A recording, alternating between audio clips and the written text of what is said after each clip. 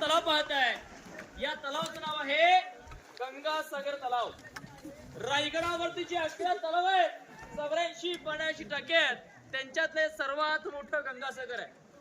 जवळजवळ 32 फूट खोल आहे आणि 200 फूट एशिकाला 7 नद्यांचं पाणी आणलं.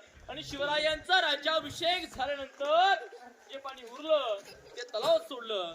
तलावाचं नाव आहे गंगासागर तलाव. गंगा म्हणजे नद्या, सागर म्हणजे समुद्र. गागा भट्ट याच्यावरती कविता केली आहे की गंगा यमुना आणि नर्मदा यांच्या आल्या साऱ्या बहिणी, आणले शिवराज्याभिषेकासाठी पाणी.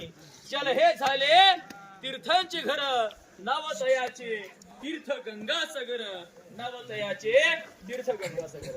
रायगड बांधण्याकरिता जो काही दगड लागलाय, हा दगड काही गडाच्या खालूवरती आणला होता. गडावरती अशी 11 तलाव, 84 पाण्याची टाक्या खोदल्या. त्यात तो जो दगड निघाला रायगडाच्या बांधकामाला वापरला. पिण्यासाठी पाणी झालं, बांधकामाला दगड झाला. एका दगडात 2 पक्षी मारले गेले बरं का. समोर तिकडे रेलिंग वाला भगवा झेंड्याला एक टोक दिसतोय का सर्वांना? रायगडाचा उत्तरेचा शेवट टोक आहे टकमक टोक कडेड पॉइंट. पूर्वी जो कोणी स्वराज्याशी चोरी, लबाडी, गद्दारी फितूर करेल त्याला 7वीशी पोत्यामध्ये भरायचे. पोत्याची गाठ बांधायची, त्या टोकावर खाली फेकून दिल्याचं कडेलोट केलं व्हायचं. छत्रपती शिवाजी महाराजांनी कोणालाच फेकलं नाही, परंतु धर्मवीर छत्रपती संभाजी महाराजांनी कोणालाच सोडलं नाही. हायकोर्ट हाय शिक्षा 1250 फूट दरी आहे. छत्रपती संभाजी महाराजांनी बाळ सावंतांचे कडेलोट त्या टोकावरच गडी केला होता. आणि अनाजी पंतरा पालीमध्ये सुद्धा गडी केलाय. तेथील हुडीच्या मुलावरती हत्तीच्या पायाखाली दिले बरं का. तो प्रसंग सुधागड गडावरचा आहे, रायगडावरच नाहीये. तुमच्या पाठीमागे हा जो आपल्या बांधकामाचा भाग पाहायला मिळतोय, रायगडाच्या बाल्य किल्ल्याचा परिसर आहे. मुलांना प्रत्येक गडाला हा बाल्य किल्ला असतोच. काही किल्ल्यांचे बाल्य किल्ले बांधावे लागतात, काही किल्ल्यांचे बाल्य किल्ले ऑलरेडी असतात. रायगडाचा बाल्य किल्ला हिरोजी इंदलगडा बांधावा लागलाय. पाठीमागे 2 स्तंभ दिसत आहेत. डाव्या बाजूचा हा स्तंभ आता खालून 3 मजली आहे. शिवकात एकावर एक हा स्तंभ 5 मजली उंचवताना विजयस्तंभ म्हणतात.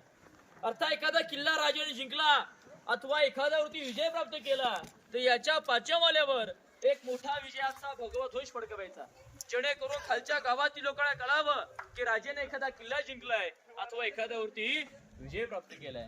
दुसरा स्तंभ हा आता 2 मजली आहे. शिवकात एकावर एक 7 मजली उंचायला सप्त मनोरे किंवा राजांच्या राण्यांची बाल्कनी म्हणतात. हा 7 मजली उंचवता, हा 5 मजली उंचवता. कल्पना करा मुलांनो, याच्या 7व्या माल्यावर एक मोठी टाकी ठेवली व्हायची.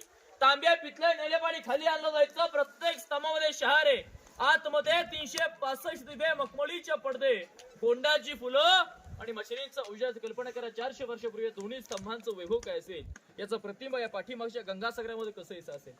आपल्या किल्ल्यांचे वैभवता, दिव्यता वाढवण्यासाठी अशा प्रकारचे मोठमोठे स्तंभ गडाच्या समोरच्या उभे केले पाहायला मिळतात.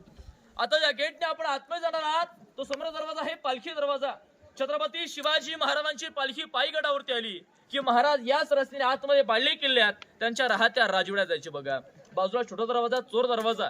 यदा कधी एखाद्या शत्रूने गडाला वेढा दिला, शत्रू रायगडाच्या बाल्य किल्ल्यात घुसला तर राजाने निष्ठून जाण्यासाठी इमर्जन्सी मार्ग म्हणजे इथे हा चोर दरवाजा होता. आता मग सर्वजण पालखी दरवाजाने आतमध्ये राणीमाल पाहायला जाऊयात.